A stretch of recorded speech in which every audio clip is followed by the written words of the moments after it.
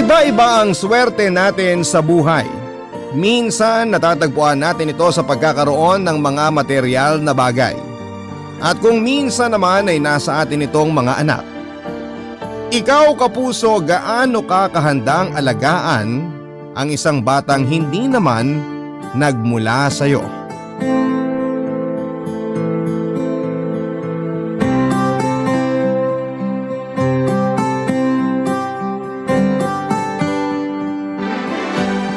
Dear Papa Dudut, magandang araw po sa inyo at sa ating mga kabarangay. Ako po si Bettina, 63 years old, taga Laguna, at noong araw ay nagtatrabaho po ako bilang isang lisensyadong midwife.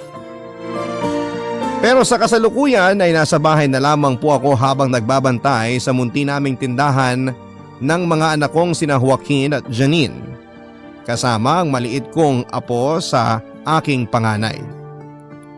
Kaya nga hindi nyo rin ako masisisi kung marami po talaga akong oras na makinig ng radyo, lalo na nitong pandemic.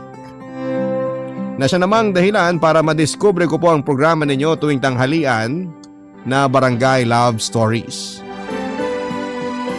Matapos po noon ay hinimok na nga ako ng anak kong si Janine na ibahagi ang kwento ng buhay ng aming pamilya. Bagay na sinang-ayunan ko rin naman dahil nga nami-miss ko na rin ang pagsusulat ko katulad noong nasa high school pa lamang ako. Papa Dudut, meron po akong mister si Marcelito na namatay ng ilang taon matapos makagraduate ang bunso namin. Isa po siyang public school teacher at nagkakilala kami sa outreach ng isang NGO kung saan ay regular kaming nagvo-volunteer.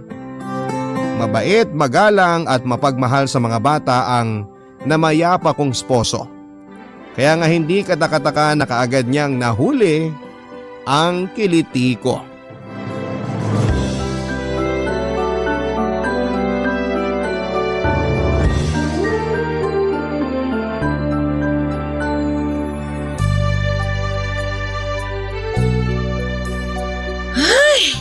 Mahal, pang ilang piti mo na yan?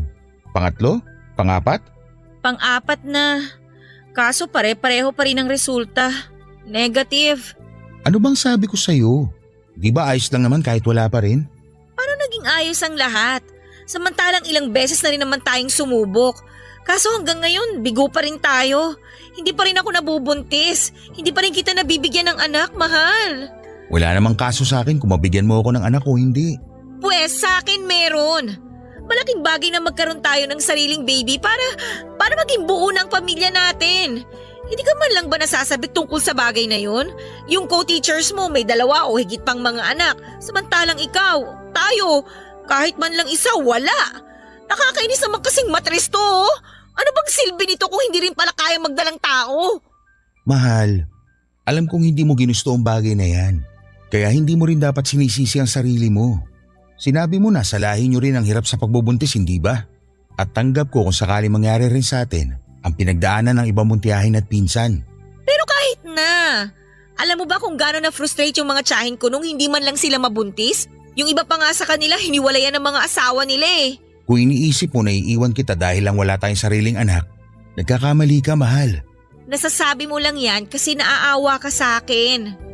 Alam ko, mahal, kung gaano mo ka gustong magkaroon din ng sariling anak. Kitang-kita ko yung pagmamahal mo sa mga estudyante mo na para bang ikaw yung tatay nila. Alam ko rin na palaging sumasagi sa isip mo na ano kaya ang pakiramdam kung meron kang anak, di ba? Ganon din yung nararamdaman ko. Yun bang tipong umaapaw sa kaligayahan ng puso ko kapag matagumpay kong natutulungang magsilang ng kanilang sanggol yung mga pasyente? Tapos pagdating sa akin, ganito? Ay, naniniwala pa rin ako na may dahilan ng Diyos kung bakit natin pinagdadaanan to. Siguro para mas maging matatag ang pagsasama natin bilang mag-asawa. Saka sino ba kasi ang may sabi sa'yo na hindi buo ang munti nating pamilya porke wala tayong anak? Mahal, hindi ang bagay na yun na magiging sukatan para masabi na buo o hindi ang isang pamilya. Naiintindihan ko naman ang ibig mong sabihin. Maniwala ka. Tsaka sinusubukan ko namang wag mag-isip ng negatibo eh. At hindi pa rin naman ako nawawala ng pag-asa. Siguro may mga pagkakataon lang talagang tulad nito. Alam mo yan, mahal, hindi ako palaging matatag. Kaya nga malaking bagay na nananatili kang malakas kapag saktong ako naman yung nagkataong mahina at may pinagdadaanan. Ganun naman talaga ang mag-asawa, di ba? Sa hirap at ginhawa, sa kasiyahan at sa kalungkutan. Basta mahal, palagi mong tandaan, nandito lang ako sa tabi mo. Palagi mo akong isama sa mga pinagdadaanan mo sa buhay. Dahil hindi mo lang yan laban. Laban nating dalawa yan. Sa ngayon, may mga bagay na hindi natin kayang kontrolin. At ang tanging magagawa lang natin ay magtiwala sa Diyos. Naniniwala naman ako na may mas maganda siyang plano para sa atin. Siguro nga tama ka, mahal. Ipagpasa Diyos na lang natin ang lahat. Kaya huwag ka na masyado mag-isip dyan. Halika, balita ko may magandang pelikula ngayon. Panoorin natin para naman malibang ka. Ay nako, alam na alam mo talaga ang mga hilig ko. Pero mukhang tama ka naman sa mga sinabi mo. Pipilitin kong wag nang mag-isip ng hindi maganda. Ganyan nga, mahal. Magagandang bagay na lang ang isipin mo. Saka itong gwapong mukha ko na lang ang isip-isipin mo para sumaya ang tunay. Che!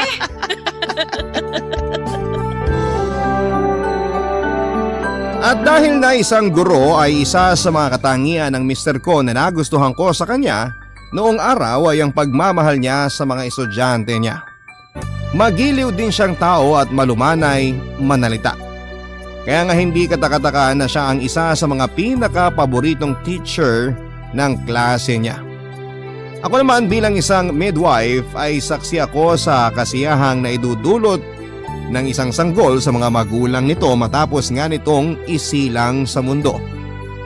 Kaya malaking dagok sa aming mag-asawa ang hindi pagkakaroon ng sarili naming anak.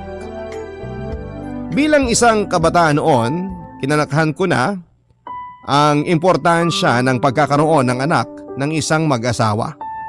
Malimit ko ngang marinig noon na kinakaawaan ng mga matatanda sa amin ang isang babae lalo na kung wala itong kakayahang bigyan ng anak ang asawa niya. Aaminin ko na dumaan po ako sa ganong bagabag papadudot. At nang malapit na ako mawala ng pag-asa ay saka naman nagkaroon kami ng seryoso at malalim na pag-uusap ni Marcelito tungkol sa pag-aampon.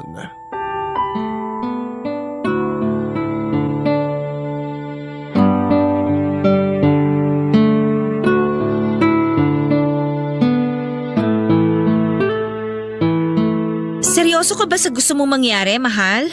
Naisip ko lang naman na isuggest sa'yo para mapag-isipan mo. May mga kakilala ko na naging maayos naman yung pag-aampon nila. Mga katulad din natin sila, mahal. Gusto magkaanak pero hindi pinagkalooban.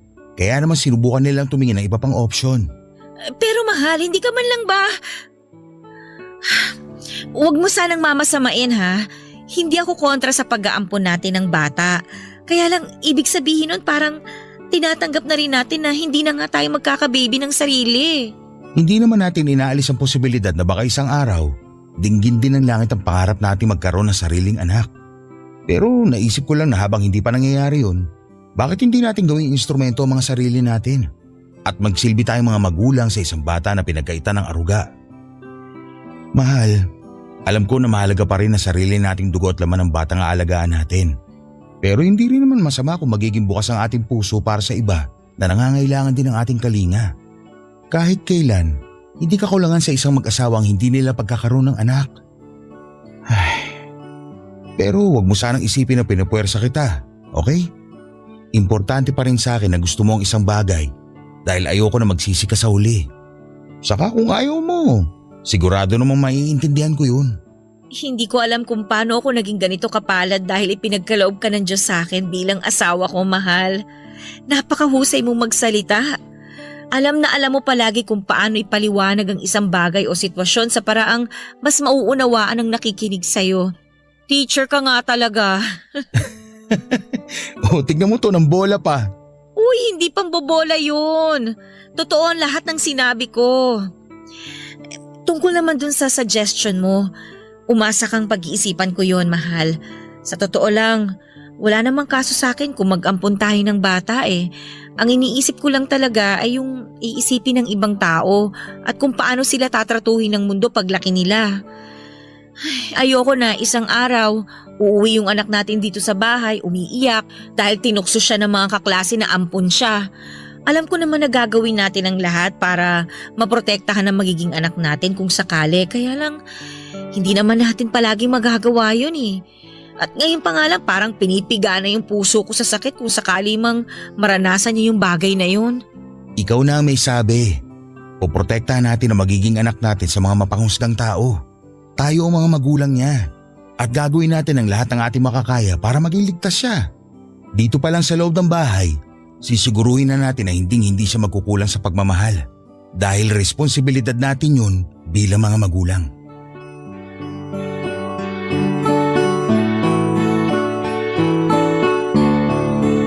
Hindi pa gaanong kamoderno ang panahon namin para matanggap ng karamihan ang konsepto ng pag-aampon, Papa Dudut. Tulad nga ng sinabi ko ay namulat ako sa kapaligiran na parabang isang malubhang karamdaman ang hindi pagkakaroon ng sariling anak. Yun bang nagmula sa iyo at dugo ninyong mismo mag-asawa ang dapat na nananalaytay sa mga ugat nito? Kaya nga aaminin ko na nag-aalinlangan din ako noong una tungkol sa suhestyon ni Marcelito na kung hindi kami biyayaan ng sarili naming anak ay mag-ampon na lamang kami. Maraming bata ang ipinapanganak ng walang kinikilalang magulang at marami ring mga magulang na tulad namin na naghihintay na magkaroon ng anak. Minsan hindi talaga patas ang mundo at hindi kaagad ibinibigay ng langit ang bagay na gusto natin. Kaya nga imbes na magtampo at isipin na galit sa atin ang Diyos, bakit hindi natin subukang yakapin at tanggapin ang ating sitwasyon? Bagay na ginawa nga namin ni Marcelito kaya buong puso at magkasama naming itinuloy ang plano namin na pag-aampon ng bata. Ang mga kwento ng pag-ibig, kwento ng buhay at kwento ng pag-asa. Nasa Spotify na! Barangay Love Stories. Pakinggan kahit kailan, kahit saan. Barangay Love Stories sa Spotify. Kinig na, kabarangay! Merong kakilala at kaibigan si Marcelito sa orphanage na minsan na niyang tinuruan sa Maynila, Papa Dudut. Kaya nga hindi na rin kami nahirapan pang iproseso ang mga papeles na kinakailangan para maging legal ang aming pag-aampon. Hindi nagtagal ay dumating na nga sa aming dalawa ang batang si Joaquin. Hindi namin kilala ang mga magulang niya pero pinangako namin ng mister ko na mamahalin namin siya at ituturing na parang tunay na anak. Malaking bagay ang pagdating ni Joaquin sa buhay namin ni Marcelito dahil tinuruan niya kami kung paano maging isang magulang. Kaya nga hindi na rin po kami noon nagdalawang isip pa na mag-ampun ulit ng isa pang batang babae na pinangalanan naming Janine. Papa Dudut lumaking masunuring bata, mahilig sa libro at sa pagsusulat at mahusay makipagtalastasan ang panganay namin ni Marcelito. Samantalang kinakitaan naman namin ang hilig sa pag-arte, pagtugtog ng piano at galing sa pagkanta ang bunso naming si Janine. Magkasundo rin po silang magkapatid at bibihirang mag-away kahit na noong maliit pa lamang sila. Pero syempre hindi palagi mabuti ang panahon.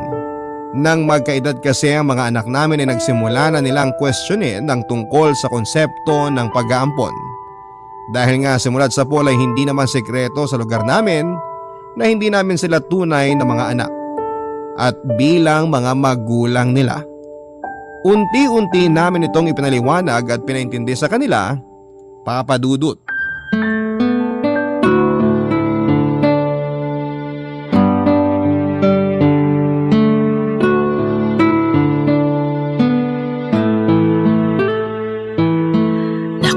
Bango ng tinolang manok. Siguradong mapaparami na naman ang kain ng mag-aama ko. Mahal, kakain na. Tawagin mo na mga anak natin dahil baka lumamig pa tong sabaw. Sige mahal. Mga anak, kakain na tayo dali. Nagluto na masarap ang mama nyo. Yun, sakto. Gutom na ako. Wow, tinolang manok. Naku, paborito ko to. Janine, iha. Magdadasal muna tayo bago kumain. Alam ko naman po yon, Papa. Ano bang akala mo sa anak natin, mahal? Bata? 17 anyos na kaya yan, baka nakakalimutan mo. Tama po si Mama pa. Parang kailan lang, napakaliit mo pang bata. Ngayon matatangkaran mo na ang kuya mo. Papa, yan naman po ang hinding-hindi mangyayari. Bansot po talaga si Janine eh. Sige lang, mang-asar ka lang kuya. Pagdating ng araw makikita mo. O siya, magdadasal muna tayo ha. Panginoon, maraming salamat po sa pagkain na nasa hapag namin ngayon. Salamat din po sa mga biyaya na palagi ninyong ibinibigay sa aming pamilya. Patuloy niyo po sana kaming pagpalain sa araw-araw. Ito po ang aming panalangin. Amen. Amen. Amen. Oh, kumain na tayo. Mama? Papa? May itatanong po pala ako. Pero wag po kayong magagalit ha. Oh, tungkol ba saan yun, anak? Minsan po ba naisip nyo kung anong pakiramdam kung totoong mga anak nyo kami ni Janine? Yun bang hindi kami galing sa ampunan? Anak, bakit mo naman biglang naitanong yan? Mama, naisip lang naman po ni Kuya Joaquin yun. Kasi naikwento niya po sa akin na pinagtawanan siya ng isa niyang kaibigan dahil nga hindi namin kayo tunay na magulang. Ano ka mo? Sinong kaibigan mo yun? Aba, kung ganon, ngayon pa lang layuan mo na siya, Joaquin. Dahil hindi siya magandang kasama. Pa, relax ka lang. Natawa lang naman po siya at napaisip kung anong klaseng mga magulang ang pinanggalingan namin ni Janine. Mahalaga pa ba yun? Sabihin mo dyan sa kaibigan mong yan, hindi dapat siya natatawa sa isang bagay lalo na kung hindi naman niya naiintindihan ng sitwasyon. Joaquin, Janine, kahit na hindi kayo nanggaling sa tiyan ko, mahal na mahal namin kayo ng papa ninyo. Yun nga po yung paulit-ulit kong sinasabi kay Kuya pero nalulungkot pa din daw po siya. Huy Janine, napakadaldal mo talaga. Nakakainis to. Bakit? Totoo naman ah. Totoo bang sinabi ng kapatid mo, Joaquin? Ikinalulungkot mo ang tungkol sa bagay na yon? Ay, natural lang naman po siguro yun pa. Kasi syempre, ako lang yung bukod tangi na hindi normal ang pamilya sa mga barkada ko. Normal ang isang pamilya kahit na walang anak ang mag-asawa. At normal pa rin ang isang pamilya kahit na hindi nila dugot laman ang mga anak nila. Palagi niyong tatandaan yan mga anak, ha? Tama ang nanay niyo. Simula nang dumating kayong dalawa sa buhay namin, tinuruan niyo kami kung paano maging mga magulang. Nang dahil sa inyo, mas naging buo at masaya ang munti nating pamilya. Kaya kahit na ano pang sabihin ng ibang tao, papasukin niyo lang sa isang tenga at ilabas niyo naman sa kabila. Wala lang magawa yung mga umaasar sa'yo, kaya marami silang oras para pakialaman ang buhay mo. Sabi naman sa'yo Kuya, kaya sa susunod, huwag ka nang sumama dun sa mga kaibigan mong makikitid ang utak at walang ginawa kundi mang asar. Janine, wala namang kaso kung sumama pa rin ang kuya mo sa kanila. Ganun lang naman ang mga tao kapag hindi malawak ang pag-intindi nila sa isang sitwasyon. Kaya nga ang maganda mo ring gawin, subukan mong ipaintindi sa kanila ang sitwasyon mo. O, ayos ba? Ayos na ayos po, ma. O siya, sige na. Magsimula na tayong kumain. Totoo ang kasabihan na habang lumilipas ang panahon, nadadagdagan ang kaalaman at mas lalong natututo ang isang tao. Ganon nga ang nangyari sa akin, Papa Dudut. Dahil ako man ay unti-unti ring naunawaan at niyakap ang realidad na hindi lahat ng babae na walang kakayahang magdala ng sanggol sa kanilang sinapupunan ay sinumpa o magiging pariwara pagdating ng araw. At katulad nga ng palagi naming sinasabi noon sa mga anak namin, sinalba nila kami ni Marcelito. Tinuruan nila kami kung paano maging magulang, kaya hindi malaking bagay o usapin kung nanggaling man sila sa amin o hindi. Lumipas pa ang ilang taon at habang nag-aaral noon sina Joaquin at Janine, may isang tagpo sa pamilya namin na hinding-hindi ko po talaga makakalimutan, Papa Dudut. Yon ay ang minsang umuwi sa aming bahay na luhaan, putok ang uso at maraming pasa sa mukha ang aming panganay. Samantalang magulo naman ang buhok at maputik ang damit ng bunso namin. Doon nga namin nalaman na nakipag-away ang mga ito sa mga kaedad nila na walang ginawa kundi ang tuksihin sila sa pagiging ampon nila.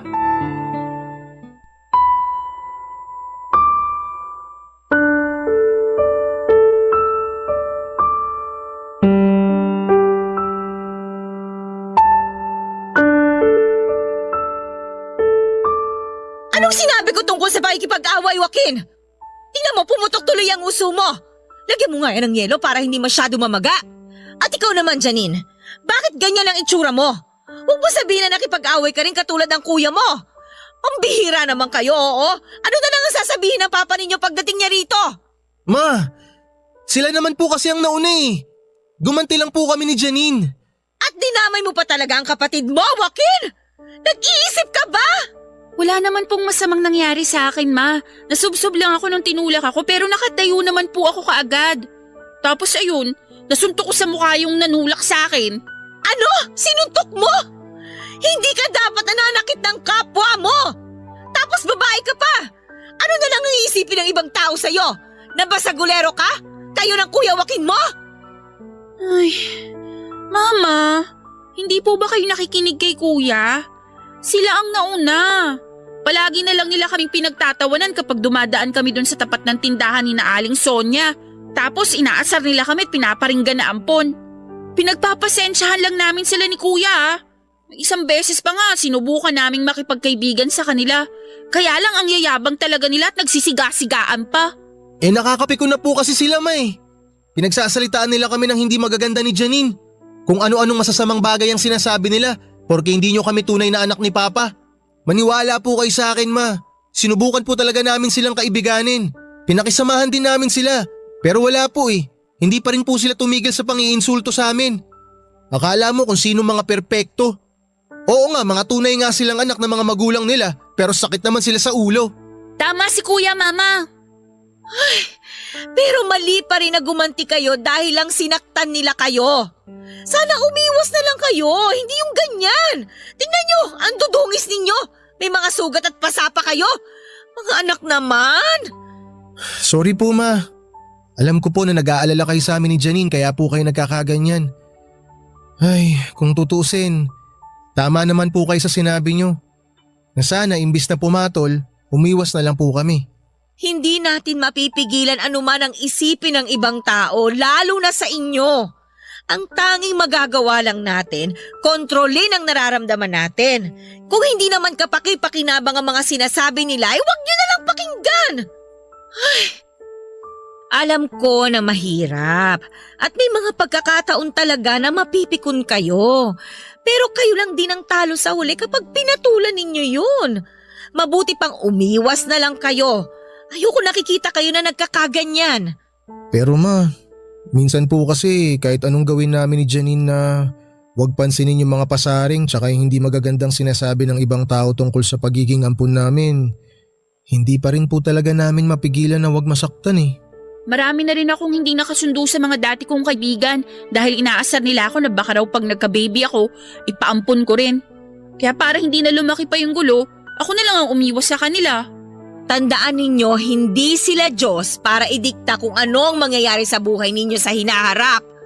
At maling-mali na hinuhusgahan nila kayo ng dahil lang sa mga bagay na hindi nyo naman kontrolado na mangyari. Kahit kailan, hindi sa pagiging magkadugo na susukat ang pagiging pamilya. Mga anak, alam ko na malupit ang mundo sa labas ng bahay natin at walang kaso sa akin kung paminsan-minsan maaapektuhan kayo.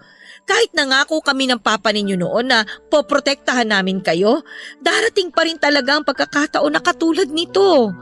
Pero palagi nyo pa rin isipin na kahit na anong sama ng turing sa inyo ng ibang tao, palagi pa rin mananaig ang pagmamahal namin sa inyo.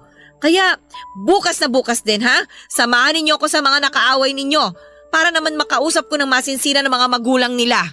Ma, hindi nyo na po kailangan gawin yun. Oo nga, Ma. Baka kasi mapaaway lang kayo. Sino may sabi sa inyo na makikipag-away ako? Hindi dahas ang palaging solusyon sa kahit na anong sitwasyon. Kakausapin ko lang naman sila. Ang kailangan lang nilang gawin ay makinig. Siyempre masakit para sa aking malaman na pinagsasalitaan ng masama ng ibang tao ang mga anak ko tungkol sa bagay na hindi naman nila ginusto at kontrolado. Kaya nga matapos ang pag-uusap naming yon ay niyakap ko ng mahigpit ang mga anak ko at pinangako sa kanila na wala nang sino man sa mundo ang maaaring humusga at manakit sa kanila. Pero aaminin ko, Papa Dudut, na kahit na anong tatag kong huwag umiyak ng mga panahong yon, ay natagpuan ko rin ang aking sarili na humihikbi sa bisig ng Mr. Kong si Marcelito. Matapos ko ngang ikwento sa kanyang nangyari, ay doon na rin bumalik ang lahat ng masasakit naming pinagdaanan sa ibang mga nakakakilala sa amin simula pa lang nang hindi ko na nga mabigyan ng anak ang asawa ko ng mga panahong yon, Papa Dudut. Ang mga kwento ng pag-ibig, kwento ng buhay at kwento ng pag-asa. Nasa Spotify na, Barangay Love Stories. Pakinggan kahit kailan, kahit saan. Barangay Love Stories sa Spotify. Kinig na, kabarangay! At dahil nga sa pagbubuklod-buklod ng aming pamilya at namayaning pagmamahalan sa aming sambahayan, dumating din ang araw na hindi na naging malaking bagay sa amin ang usapin tungkol sa hindi namin kadugo ang mga anak namin. Sabi nga nila ay nagpapatuloy ang buhay at ikot ng mundo anuman ang mangyari. At ganoon na nga ang ginawa namin hanggang sa dumating yung araw na nakapagtapos ng pag-aaral si Joaquin. Tulad ng kanyang ama, pagtuturo din ang kursong kinuha ng aming panganay. At kahit na pinaghahandaan pa lamang niya ang pagkuha niya ng lisensya ay sobrang proud na talaga kami sa kanya. Kaya lang ng taong ding yon ay tinamaan ng malaking karamdaman ng aking asawa, Papa Dudut. Nagsimula lang yon sa panghihina niya isang araw at nang dalhin namin siya sa doktor ay nadiskubre naming may sakit na pala siya sa bato. Yun din ang dahilan kung bakit mas maraming araw na nananatili lang si Marcelito sa bahay kesa pumasok sa paaralan para makapagturo.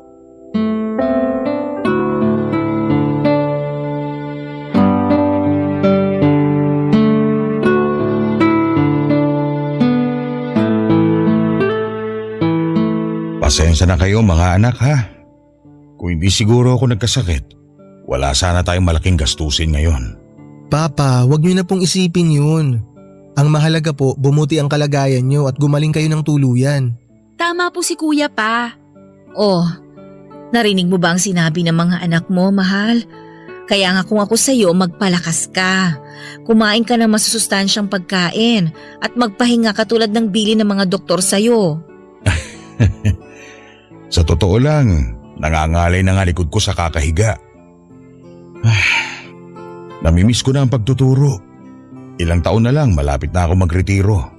Kaso nang dahil sa pagkakasakit ko, baka mapaga pa yata. Alam namin ng mga anak mo kung gaano mo kamahal ang pagiging guro. Kaya nga tingnan mo si Joaquin. Sumunod sa yapak mo. Isa na rin siyang teacher na katulad mo, mahal. Kaya nga ipinagmamalaki ko ang panganay natin. Ako rin po, Papa. Kapag nakagraduate ako, siguradong magiging proud din kayo sa akin ni Mama. Janine, anak. Ngayon pa lang proud na kami sa'yo ng papa mo. Kayo ng kuya mo ang karangalan at tagumpay namin. Salamat kasi patuloy niyo kaming binibigyan ng kasiyahan. Kayo po ang dahilan kung bakit kami matagumpay, Mama.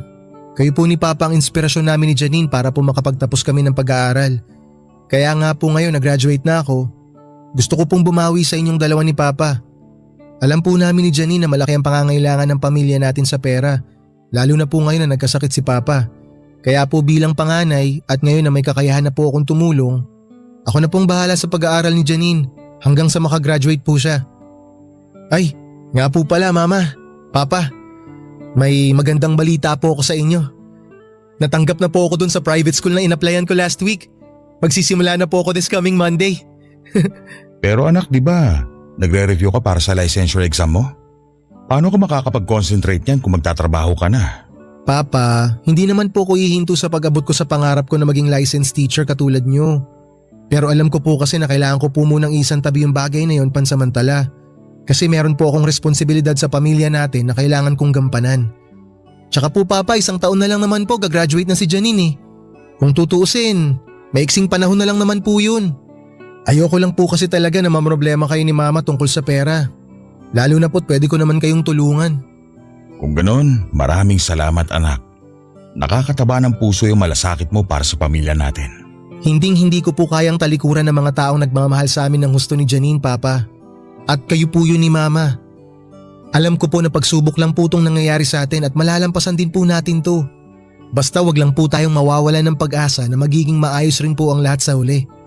Tama po si Kuya. Patuloy pa rin po kaming magsisikap sa buhay at mga career namin. Hindi lang para sa mga sarili namin, kundi lalong-lalo na po para sa inyo.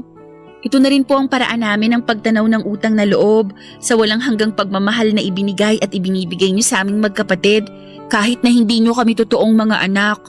Sa puso at isip namin ng papa nyo, tunay na mga anak namin kayo. Kaya maraming salamat sa dedikasyon at pagmamahal ninyo sa pamilya natin.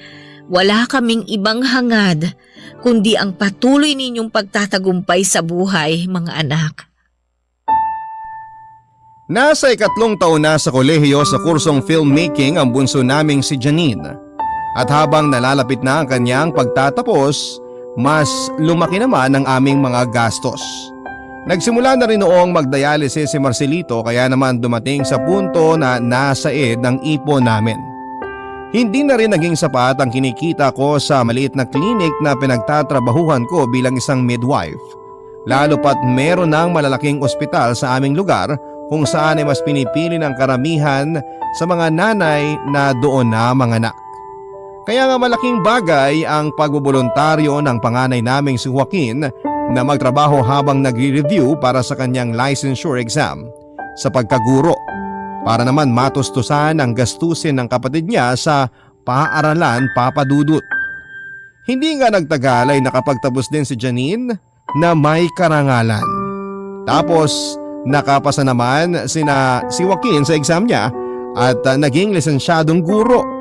Nang magsimula ng magturo sa isang pampublikong paaralan ng panganay namin, nag-umpisa naman ang career ng aming bunso sa industriya ng filmmaking. Kaya lang habang nasa kasagsagan ng mga karera nila ang mga anak namin, ay bigla namang namaalam sa aming pamilya ang aking asawa.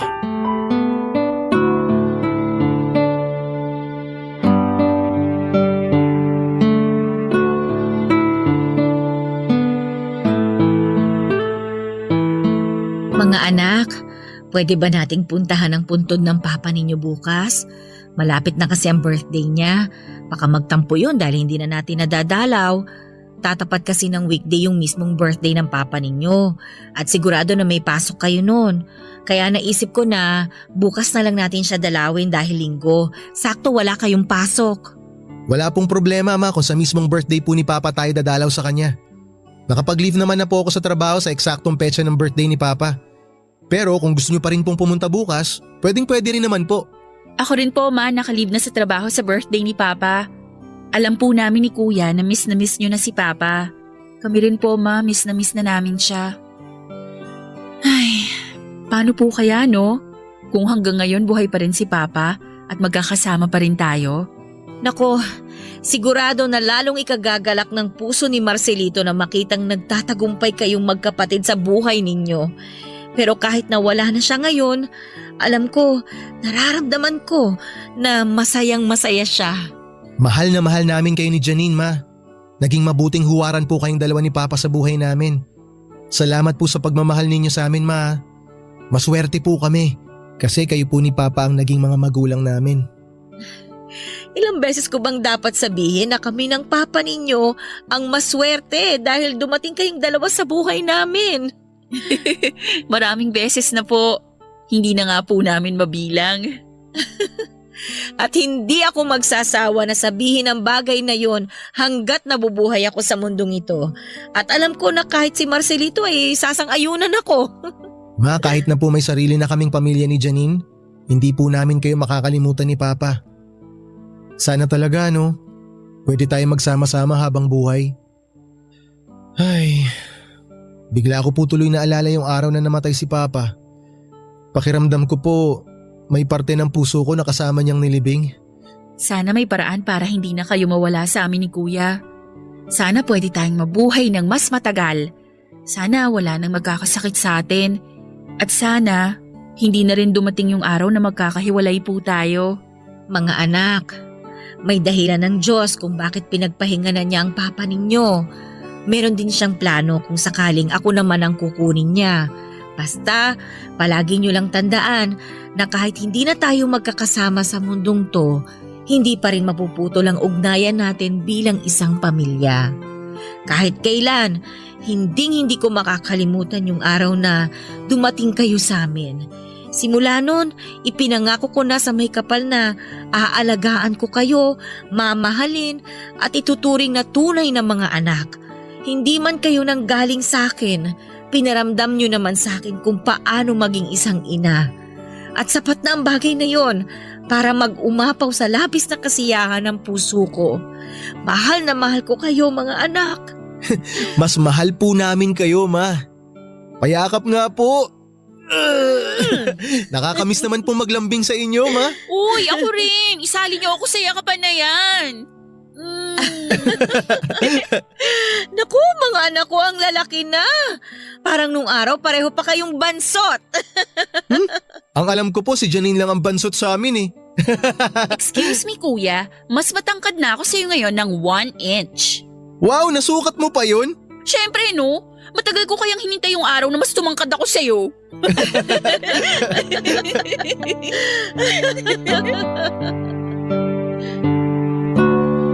Malakas ang paniniwala ko na kung nasaan man ngayon ang Mr. ko ay masayang masaya siya sa mga achievements sa buhay ni Joaquin at Janine. Bilang magulang, malaking bagay yon sapagkat ang tagumpay ng mga anak natin ay tagumpay na rin natin. Papa Dudut, maraming itinuro sa akin ang buhay na ito na talaga namang nais kong ibahagi sa mga kapwa ko mga magulang.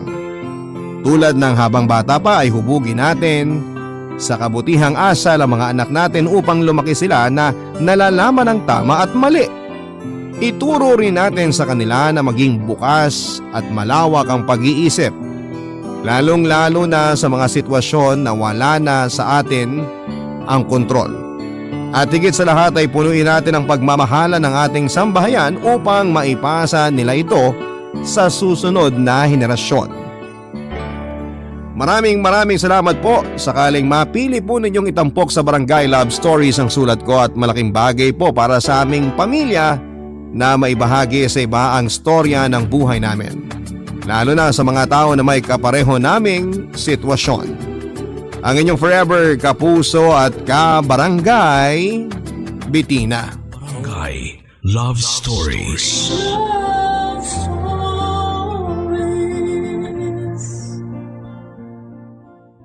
Barangay LS 97.1 Number 1 Forever. Kapag nasaktan tayo ng sobra, ay pwedeng maging dahilan yon para matakot na tayo na muling magtiwala at magmahal. Pilit na makukontento sa buhay na mag-isa kahit nakakaramdam ng pangungulila. Ikaw, kapuso, handa ka bang labanan ang takot sa kabila ng walang kasiguraduhan?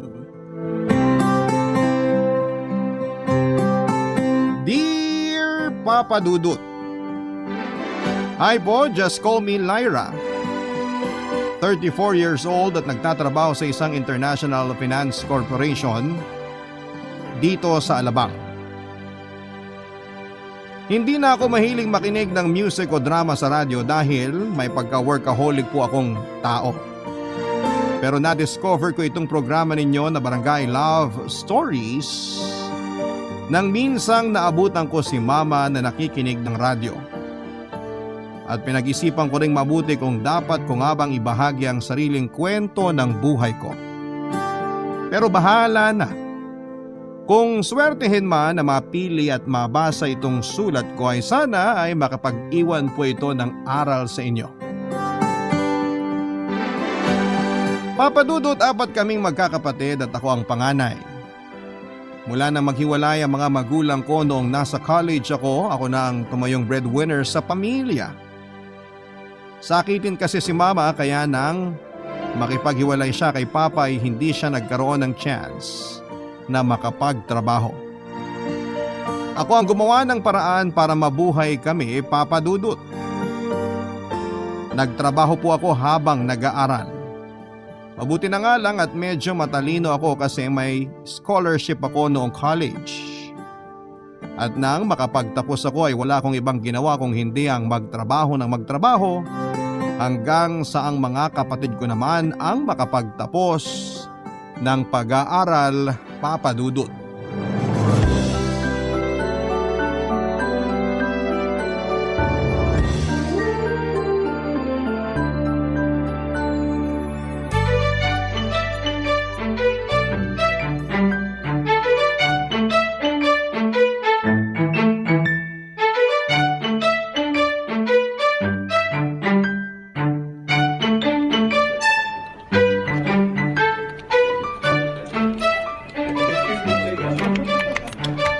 Uy, Lyra, bakit hindi ka pa nag-aayos ng gamit mo?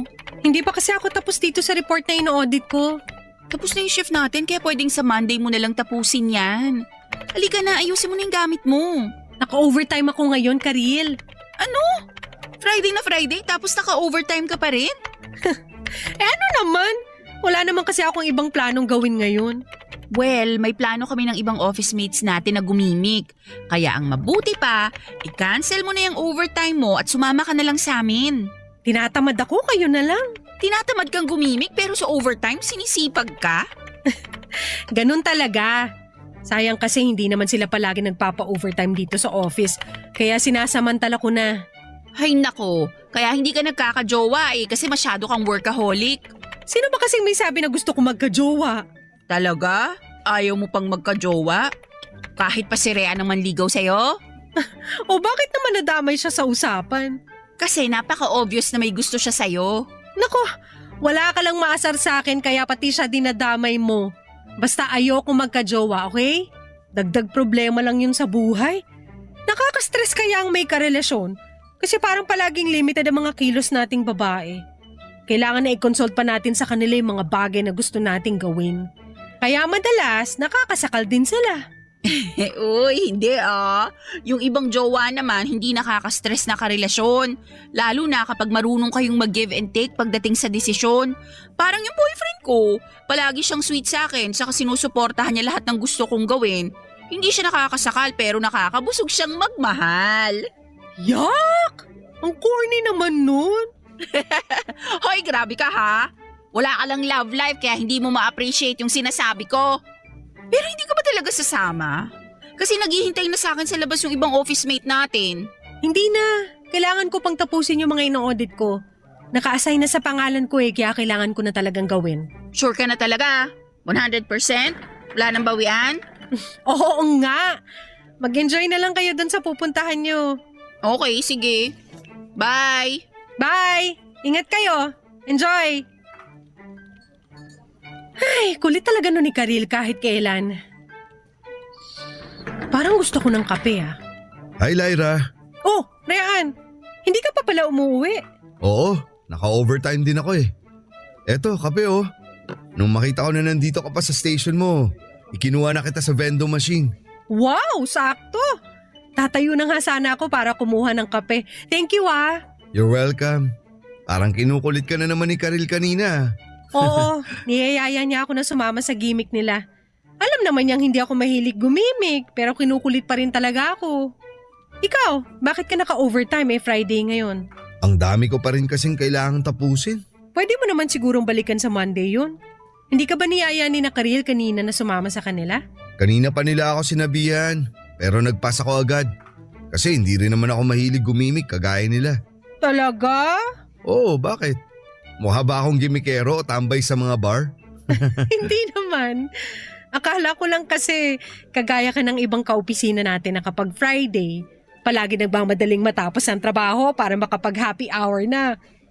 Anyway, salamat ulit dito sa kape ha.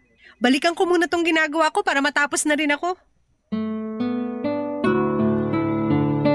Papa Dudut, 5 taon na ako sa kumpanyang pinagtatrabahuhan ko nang makilala ko ang kaopisina naming si Ray Andrew o Ryan for short. Ako ang nag-train sa kanya pagdating sa mga task na kailangan niyang gawin. Pero may pagkasuplada kasi ako, kaya hindi rin kaagad kami naging close. Kinausap ko lamang siya pagdating sa trabaho. Pero kapag walang kinalaman doon ay hindi ko na siya kinikibo pa. Ganon din naman ako sa ibang kaopisina ko kaya ilan lang din ang mga kaklose ko. Pero nang maging regular na si Rean sa kumpanya at makasama ko sa team ay doon ako nagsimulang maging mabait sa kanya. Papadudod sa training pa lamang ni Rean ay ramdam ko ng iba ang mga tingin na ginagawa niya sa akin kapag magkasama kami sa isang station. May ilang beses pa nga niya akong binigyan ng libreng kape o merienda. Bilang pasasalamat daw sa pagtitrain ko sa kanya. Pero lahat yon ay hindi ko ginawang big deal lalo na at wala pa sa isip ko noon ang pakikipagrelasyon. Gwapo naman si Rean, matangkad siya, maputi tapos maganda pa ang biceps na bakat kapag nakasuot siya ng fitted na t-shirt o kaya ay polo shirt. At sa totoo lang, papadudot, wala sigurong babae ang hindi magkakagusto kapag niligawan niya, papadudot.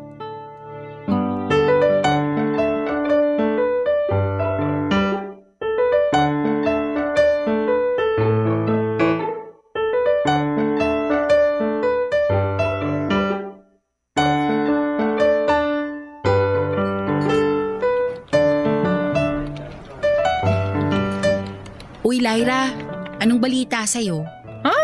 Wala namang bago, ganun pa rin. We, walang bago? Oo nga.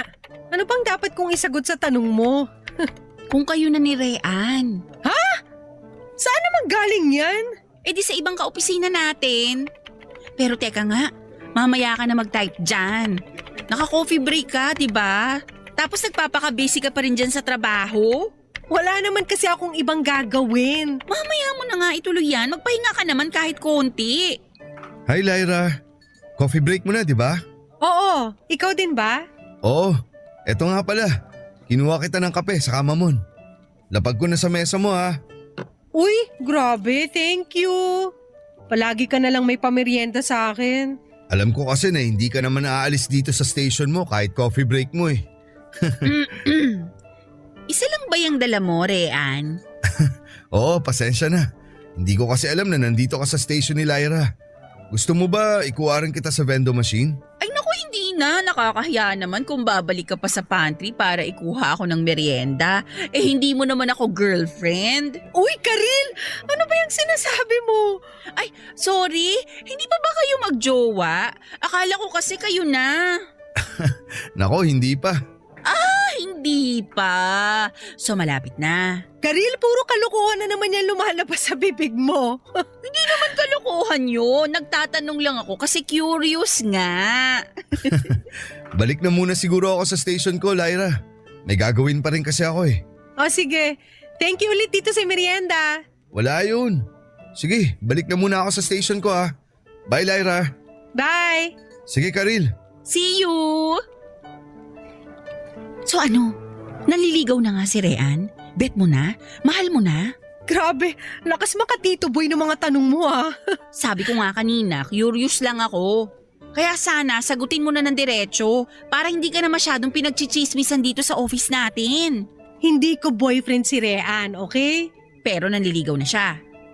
Hindi? Eh bakit parang hindi ka naman sigurado? Ewan ko. May mga sweet gesture kasi siya na hindi ko alam kung bibigyan ko na ba ng meaning o ano. Kung kami nga ng mga kaopisina yung dalawa, binibigyan na ng ibig sabihin ng mga ginagawa ni Rean eh.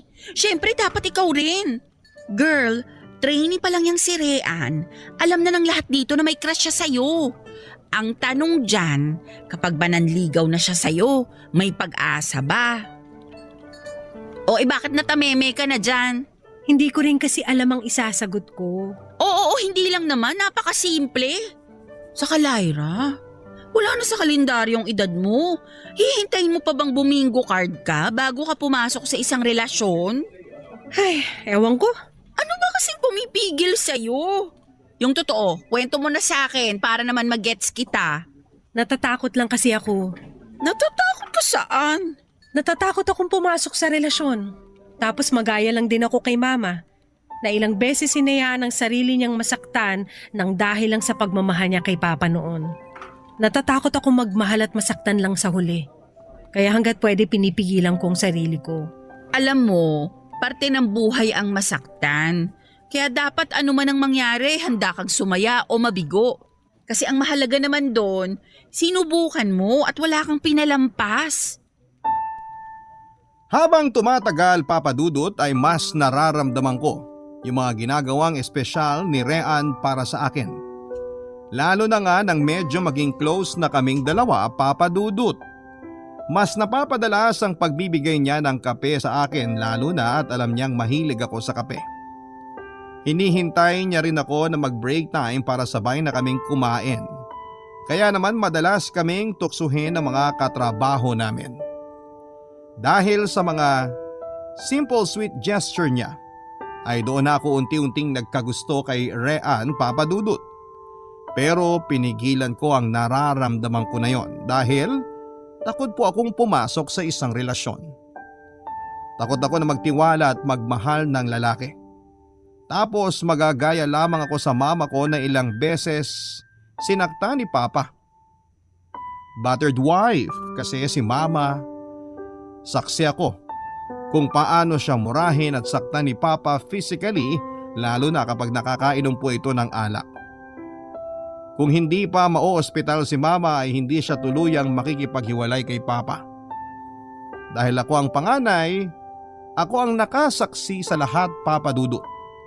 At nadala ko ang takot na magtiwala sa mga lalaki hanggang tumanda na nga ako, Papa Dudut.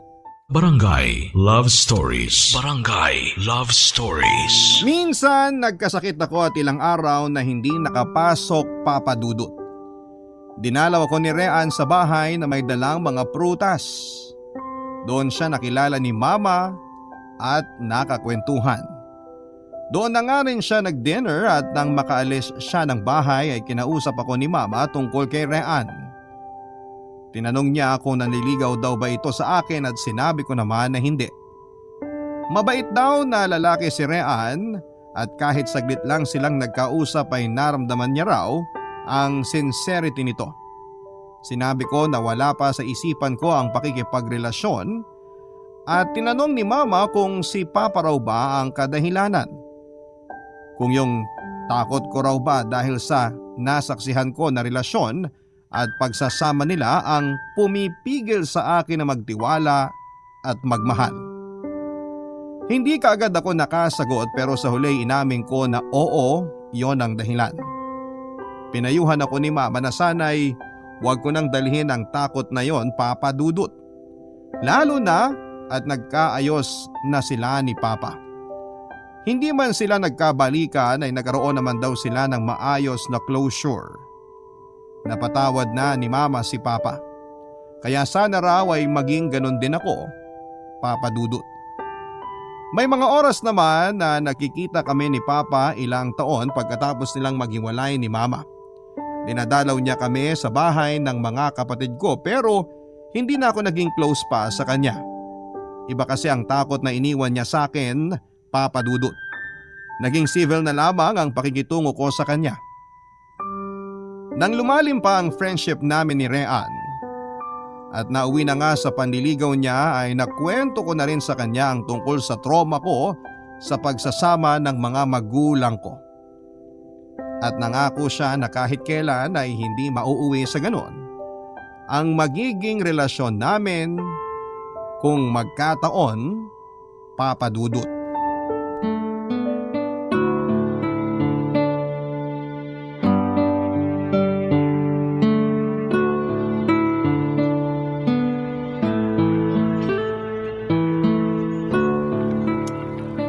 Upo muna tayo dun. Sige, napagod na rin ako maglakad. Dito tayo para hindi masyadong mainit. Ay, nakaupo rin. Napagod ka ba? Medyo, pero nag-enjoy naman ako sa mga ginawa natin. Yung pagrenta natin ng bike kanina para makapag-ikot dito sa Oval, pagdaan sa simbahan, pagkain ng ihaw hanggang sa paglalakad natin papunta dito sa park habang inuubos tong cotton candy na binili natin. Nakakatuwa nga eh. Para akong bumalik sa pagkabata ko. Ikaw naman kasi, puro ka trabaho. Yun lang kasi ang alam kong gawin mula nung maging breadwinner ako ng pamilya namin. Pero di ba tapos na rin namang mag-aral yung mga kapatid mo? Oo, yung sumunod nga sa akin may asawa at isang anak na. Buti hindi ka kinukulit sa inyo na alam mo na, mag-asawa, ganun. Palagi nila akong kinukulit, lalo na kapag may family gathering kami. Sa side kasi ni Mama, ako yung pinakapanganay na apo. Kaya palagi akong hinahanapan ng boyfriend kapag nakikita ako ni Lola. Pareho pala tayo. Kasi palagi rin akong tinutokso kapag may family gathering kami. Ang tagal ko na raw kasing walang pinapakilala na girlfriend sa kanila. At excited na raw sila sa magiging apo nila sa akin. Wala pa nga akong asawa tapos hahanapan kaagad ako ng apo. Ganun talagang matatanda. Gusto nila makita na magiging apo nila habang malakas pa sila. Lyra, may tanong lang ako. Ano yun? Nararamdaman mo ba na gusto kita? Nasamit naman ako dito sa cotton candy na kinakain ko. Buti na lang mabilis matunaw sa bibig. Naku, sorry. Nabigla ba kita? Etong buko juice oh. Sige, akin na. Salamat. Ano nga ulit yung tanong mo? Kung nararamdaman mo na gusto kita. Oo. Kasi hindi mo naman siguro ako yayayain na lumabas tayo kung hindi mo ako gusto. So, ibig sabihin ba ng pagsama mo sa akin ngayon, gusto mo rin ako? Uy, grabe. Masyadong assuming ah. Hindi ba pwedeng gusto ko lang ding lumabas at mag-enjoy kasi matagal-tagal ko na rin hindi nagagawa to? Nagbibiro lang naman ako. Pero thank you kasi binigyan mo ako ng time ngayon. Kahit alam ko na hindi ka mahilig mamasyal, nandito ka. Sinamahan mo ako. Masaya ka rin namang kasama at kausap. Pero hindi ibig sabihin nun may gusto na ako sa'yo ah. Alam ko, hindi rin naman ako nagmamadali. Gusto ko rin na mas makilala natin ang isa't isa para maramdaman mo na seryoso ako sa'yo. Lyra, hindi to pambobola ha. Unang beses pa lang kita makita. Kahit sinusupladahan mo ako nun. Alam ko na gusto na kita. Rean, sa totoo lang, hindi ko alam ang isasagot ko sa'yo.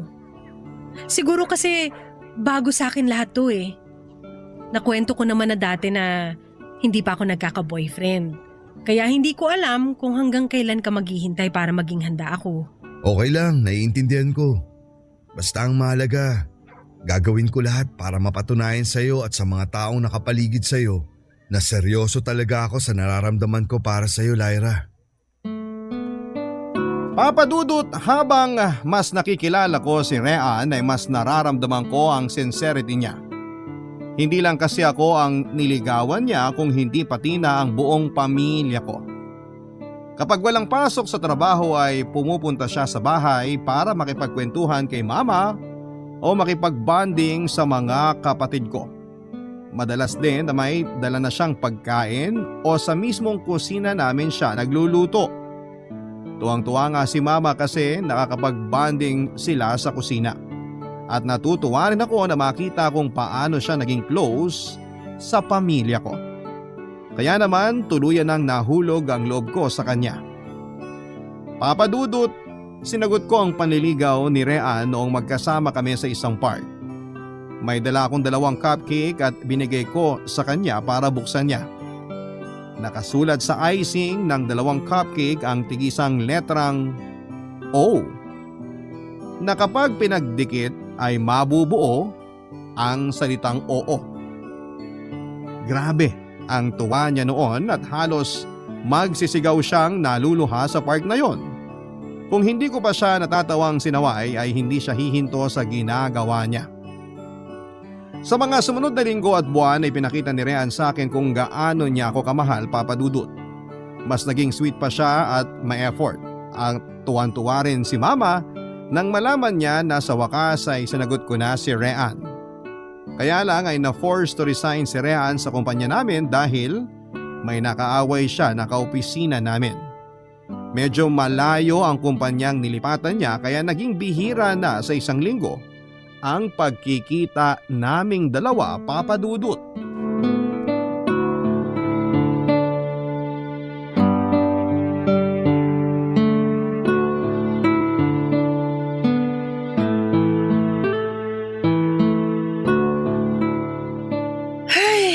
makauwi rin sa wakas. Grabe ang traffic. Asan ba yung susi ko? Bakit ngayon ka lang nakauwi? Nagulat naman ako sa Rean. Anong ginagawa mo rito sa labas ng gate namin? Ang tanong ko ang sagutin mo. Bakit ngayon ka lang nakauwi? Nag-chat naman ako sa iyo kanina na may max overtime sa opisina. Kaya ito, late na ako nakarating dito sa bahay. Bakit hindi ka na nagre-reply sa mga text ko? Na-empty bat na kasi cellphone ko at wala rin akong dalang charger. Hindi ka man lang nanghiram kay Karilo sa ibang kaopisina mo? Busy kaming lahat doon kanina kasi nga tinatapos namin mga trabaho kaya wala na akong oras para manghiram ng charger. May oras ka na makipaglandian sa iba pero yung mag-effort na ma-replyan ako, wala. Ano ba sinasabi mo, Rean? Tama talaga siguro yung hinala ko na kaya nawawalan ka na ng oras sa akin kasi may iba ka nang nilalandi. Saan mo ba napulot yung mga sinasabi mo? Walang ganon!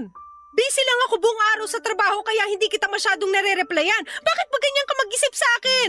Kasi alam ko ang takbo ng utak niyo mga babae. Malingat lang kami na boyfriend niyo, gagawa na kayo agad ng kalokohan. Ganyan ba talaga kababang tingin mo sa akin? Grabe ka naman pala mag-isip. Alam mo, mabuti pa umuwi ka na kasi gusto ko na rin magpahinga. Sandali lang! Kinakausap pa kita eh! Aray, Rean! Bastos ka! Nasasaktan ako, ano ba? Pagod ako! 4 na oras ako nag-overtime sa trabaho tapos pag-iisipan mo pa ako ng ganyan? Paano hindi ako mag-iisip ng kung ano? Ang simple-simple mag-reply pero di mo nagawa. Hindi lang ako nakareply, nagagalit ka kaagad! Ano ba klaseng relasyon to? 24/7 na dapat updated tayo sa isa't isa? Kung ganun ang setup ang gusto mo, pues sorry pero hindi ko kaya! Umuwi ka na dahil gusto ko na talaga magpahinga! Bitawan mo sabi ako eh! Ayan. Lyra, sorry. Hindi ko sinasadya. Namiss lang naman kita. Kaya nga ganito ako ngayon. Sorry na. Sorry talaga. Gusto ko na magpahinga. Papasok na ako sa loob. Lyra, please. Patawarin mo na ako. Ayokong matapos ang gabing to na hindi tayo nagkakaayos. Alam ko naman na mali ako kaya nagsusorry na ako ngayon. Ano bang gusto mong gawin ko? Lumuhod dito sa harap mo? Umiyak? Magmakaawa sa'yo? Ano? Sabihin mo sa akin, gagawin ko. Patawarin mo lang ako, please. Ito, luluhod na ako. Sige na. Tumayo ka na dyan. Okay na tayo. Talaga? Pinapatawad mo na ako? Oo. Sorry talaga, Lyra. Sorry kung nasaktan kita.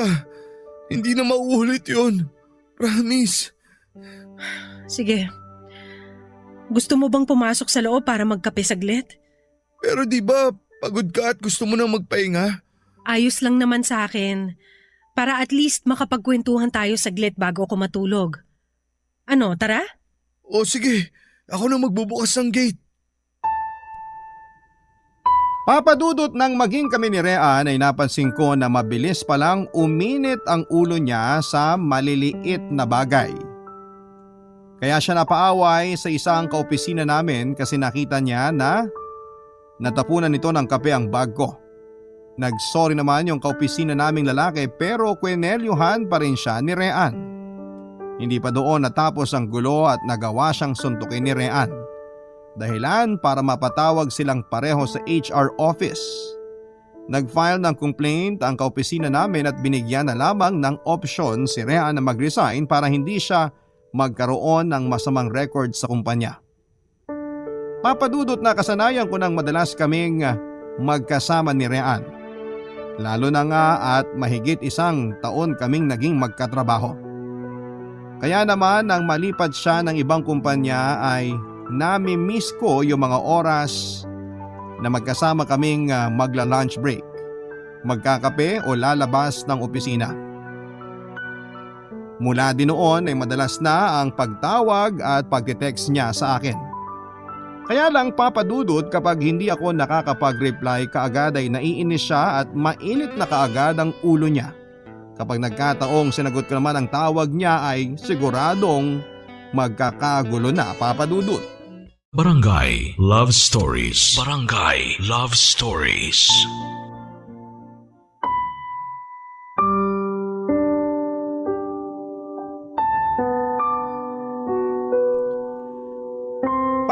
napansin ko ang biglaang pagbabago ng ugali ni Rean habang tumatagal. Sanay ako na palagi siyang malambing at kalmado kapag kasama ko o kausap sa cellphone. Pero malate lamang ako ng kaunti sa date namin ay galit na kaagad siya sa buong oras na magkasama kami. Hindi na rin siya madalas na pumupunta sa bahay namin kapag wala kaming pasok sa trabaho. Gusto niya na lumabas na kaming dalawa lamang ang magkasama. Pero ang pinakaayaw ko sa pagbabago ng ugali niya ay yung pagiging seloso niya. Palagi niyang sinasabi na siguro raw may iba akong kasamang lalaki kaya hindi kaagad ako nakakasagot sa mga tawag niya.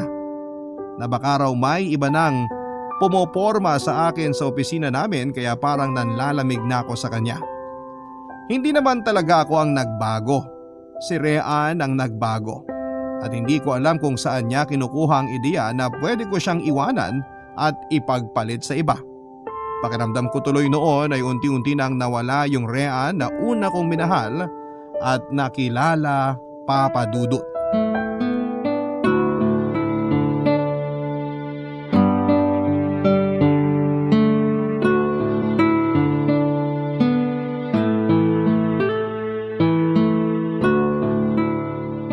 Tapos ka na mag-lunch? Oo, nandito na ako sa station ko.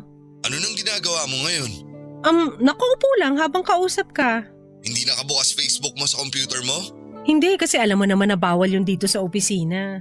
Marami namang gumagawa nun kahit alam nilang bawal eh. Hindi ako ganon at alam mo yun. Kapag bawal dito sa opisina, hindi ko talaga ginagawa. Okay, fine.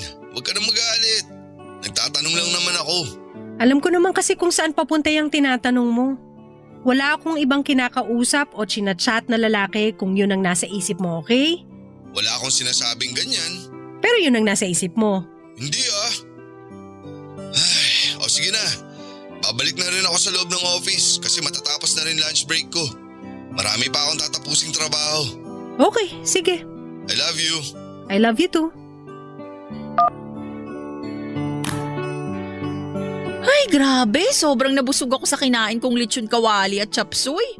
Buti na lang maaga pa at may time pa ako mag-Facebook dito sa computer ko. Ay, Oh, lalim nun ah. Anong problema?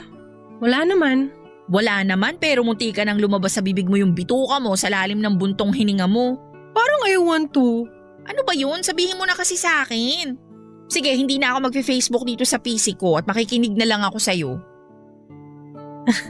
Wala nga yun. Sige na, magpaka-busy ka na lang dyan. Paano ako magpapaka-busy kung binibitin mo ako sa kwento mo? Huhulaan ko na lang. Si Rhea na naman yan, no? Ay, oo eh. Sabi na eh. Ano na naman bang problema sa kanya? Sa totoo lang kasi, madalas hindi ko na siya masyadong nagigets. Habang tumatagal, parang nagiging paranoid na siya sa relasyon naming dalawa. Paano paranoid? Palagi niya akong pinag-iisipan na may kinakausap na ibang lalaki. Time to time, gusto niya, ina-update ko siya sa mga ginagawa ko at nagagalit kaagad siya kapag may nakita siyang lalaki na nagla-like ng mga post ko sa Facebook. Ang masama pa doon, ako yung inaaway niya. Never ka namang nagloko sa relasyon ninyo? Bakit siya nag-iisip ng ganyan? Hindi ko nga alam kung saan niya hinuhugot yung mga pinag-iisip niyang yun sa akin. Kinausap mo na ba siya tungkol dyan? Oo, ilang beses na. Ilang beses na nga rin kami nag-away pero sa huli, siya rin naman na nagsosorry. Okay lang naman sa akin kasi alam mo naman na mabilis ako magpatawad. Ang ayoko lang kasi, yung paulit-ulit na nangyayari sa relasyon naming dalawa. Mahal mo pa ba siya? Oo naman, mahal ko pa si Rean. Hindi ko naman pilit na ayusin ang relasyon namin kung hindi ko na siya mahal. Pero nahihirapan ka na, di ba? Ay, Lyra, ikaw na ang nagsabi noon na ayaw mong maging kagaya ng mama mo na minsang nagpakamartir sa pagmamahal. Hindi ko naman pinapayo na hiwalayan mo na si Rean. Pero pag-isipan mo sanang mabuti yung mga desisyon na ginagawa mo. Hindi pwede na paulit-ulit kang nagpapatawad, pero paulit-ulit ka rin namang nahihirapan at nasasaktan. Papadudot nung una akala ko ay naninibago lamang si Rean sa sitwasyon namin na magkaiba na kami ng kumpanyang pinagtatrabahuhan. Na nasanay kasi kami na madalas magkasama kaya nagsimulang mag-iba ang ugali niya. Kaya lang kasi habang tumatagal ay nagiging mabigat na rin ang mga salitang binibitawan niya sa akin. Napagsasalitaan niya ako ng masasakit at hindi magandang bagay lalo na kapag nagagalit siya. Sinasabi niya na kaya raw siguro ramdam niyang nanlalamig na ako sa relasyon namin dahil nangangati na ako na palitan siya. Na malandi raw akong babae at hindi nakukontento sa kanya. Minsan kapag napupuno na ako at umiiyak ay magsusorry na siya sa akin. Sasabihin niya na mainit lang daw ang ulo niya, na pagod lang daw siya at kung ano pang dahilan. Kaya niya nasabi ang mga bagay na yon. Ilang beses ko siyang pinagbigyan at pinatawad. Tinanggap ang mga paliwanag at pagsusorry niya. Kahit na ang dami ko nang nakikitang red flags sa kanya. Pilit ko pa rin inaayos ang relasyon namin, mahal ko kasi siya. Kaya hindi ko siya mabitawan noon, Papa Dudut.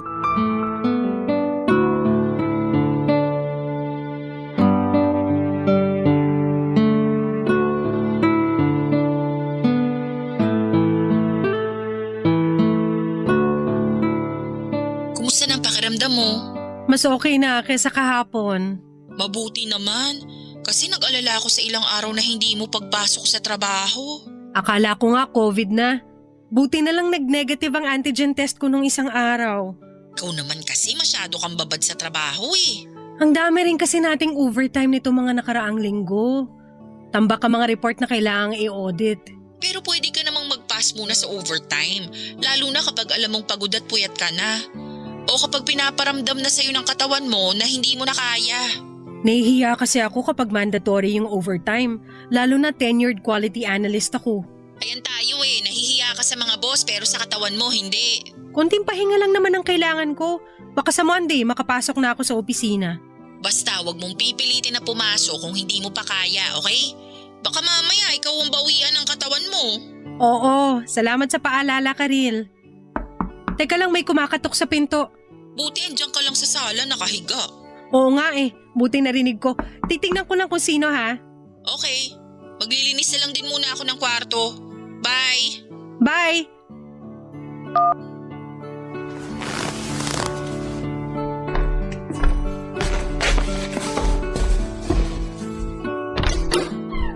Oh, Rean, ang aga mo naman napadalaw. May sakit ka, di ba? Kaya dumalaw ako. Hindi nakalak ang gate nyo kaya pumasok na rin ako. May dala nga pala akong lugaw dito. Salamat. Halika, pasok ka. Doon tayo sa dining table para malagay ko sa mangkok yung dala mong lugaw. Mas okay na ang pakiramdam ko ngayon. Hindi to COVID. Nag-negative ang result ng antigen test na ginawa sa akin nung isang araw. Kaya sa Monday, baka pwede na akong pumasok ulit sa trabaho. Tinatawagan kita kanina bago ako kumatok sa pinto nyo. Bakit hindi kita makontak? Kausap ko kasi si Karil kanina. Siya yung sumalo ng mga report na kailangan ko i-audit sa opisina. Nangumusta lang. Tapos sinabi niya rin sa akin na, Si Karil ba talaga ang kausap mo, yung bago mo? Rean! Nasasaktan ako, bitiwan mo ang braso ko! Sabihin mo sa akin ang totoo. Sinong kausap mo kanina? Si Karil nga! Huwag ka na nga magsinungaling sa akin. Sino ba talagang kausap mo? Sabihin mo na! Hindi ako nagsisinungaling sa'yo. Bakit ko naman gagawin yun? Kasi alam ko nakating-kati ka nang ipagpalit ako sa ibang lalaki. Rean! Ayan ka na naman! Wala nga akong ibang lalaki kaya bitawan mo ng braso ko kasi nasasaktan na talaga ako! Umamin ka na, Lyra. May kausap kang ibang lalaki sa cellphone kanina kaya nung tumawag ako, busy ang line mo. Kung gusto mo, kunin mo sa salang cellphone ko. I-check mo ang call history para matahimik ka na dyan. Huwag mo akong inuuto. Sigurado ako na na-delete mo na sa phone mo yung mga tawag nyo ng lalaki mo. Doon ka naman magaling, di ba? Ang magtago ng mga kalokohan na ginagawa mo. Alam mo, Rean, pagod na ako sa'yo. Paulit-ulit ka na lang ganyan. Hindi ka ba nagsasawang pag-isipan ako na masama kahit wala naman talaga akong maling ginagawa? Walang mali? Talaga? Eh bakit nakikipaglandian ka pa sa lalaki nag-comment sa isang picture mo? Nag-thank you lang ako kasi binati niya ako nung birthday ko. Napakakitin talaga ng utak mo. Tsaka binlock ko na yung dating kaklase ko na yun, di ba? Kasi pinablock mo na siya sa akin. O tapos ngayon, ano bang gusto mo gawin ko, ha? I-block lahat ng mga kaibigan ko sa Facebook? Huwag na ako mag-social media? Ikaw na lang ang kausapin ko kada minuto ng buhay ko? Rhea, nakakasakal ka na! Alam mo ba yon? Nakakasakal ka na! Papa Dudut, napansin din ni Mama noon ang pagbabago ni Rean. Dati kasi kapag pumupunta ito sa bahay ay palagi nagtatagal si Rean, lalo na kapag nagkwekwentuhan sila. Pero sa ilang buwan na lumipas ay halos pagbati na lang ang ginagawa nito sa kanila ng mga kapatid ko. Hindi na gusto ni Rean ang nagtatagal sa bahay namin. Minsan din ay nakita ni Mama na nagtatalo kami ni Rean sa may gate. Yun ang time na pinuntahan niya ako sa bahay para awayin.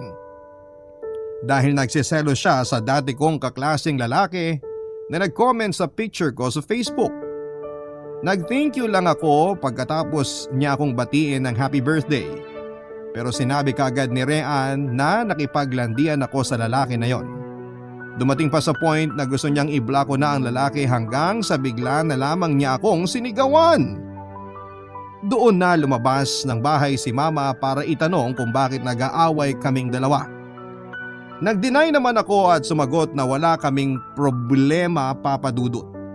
Nang makalis si Rean pagkatapos naming magkaayos ay kinausap ako ni Mama at kinumusta ang relasyon naming dalawa. Nagsinungaling ako at sinabing ayos lang ang lahat. Ang sabi ni Mama, sana raw ay matuto akong bumitaw kapag ramdam ko na masyado ng mabigat ang mga nangyayari. Papa Dudut, ganon pala yon.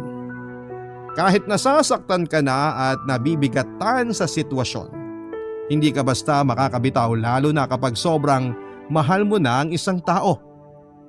Kasi physically, mentally at emotionally, ilang beses na akong nasaktan ni Rean.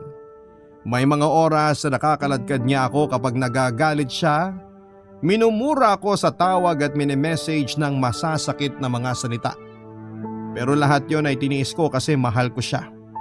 At umasa ako na magiging maayos pa rin ang lahat. Pero may mga bagay talaga na dapat sa umpisa pa lamang ay binibitawan na natin. Papa Dudut, na uwi sa pisikal na sakitan ng pag-aaway namin ni Rean ng araw na yon. Naalala ko pa na sinabi ko sa kanyang nakikipaghiwalay na ako dahil pagod na ako sa ugali niya. Tinalikuran ko na siya pero bigla niyang hinablot ang buhok ko kasunod ang malakas na sampal na nagpadilim sa paningin ko. Nagising na lamang ako na nasa ospital na ako at masakit ang ulo ko. Nasa tabi ko noon si Mama na halos maiyak nang makitang gising na ako. Nawalan pala ako ng malay matapos akong masampal ng malakas ni Rean. Sa sobrang lakas ng puwersa ng sampal niya ay tumama ang ulo ko sa pader. Si Rean Pangaraw ang nagdala sa akin sa ospital nang makita nitong dumugo ang ulo ko. Kaagad niya ring tinawagan sina Mama para puntahan ako. Naging maayos naman kaagad ang kalagayan ko at nakalabas ng ospital. Nang makauwi ako sa bahay, nasa labas si Rean umiiyak habang humihingi ng tawad sa akin, Papa Dudut. Kinausap ko siya ng maayos kahit gusto na siyang paalisin ni na Mama.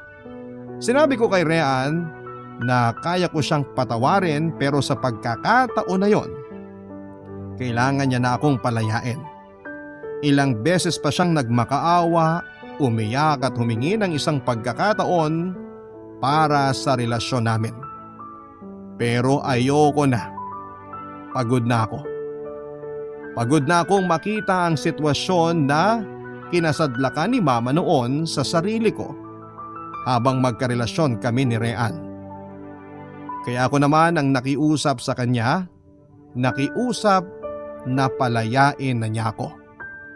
Sa huli, Papa Dudut, ay nagkaroon kami ng maayos na closure ni Rean at natanggap niya rin ang pakikipaghiwalay ko sa kanya.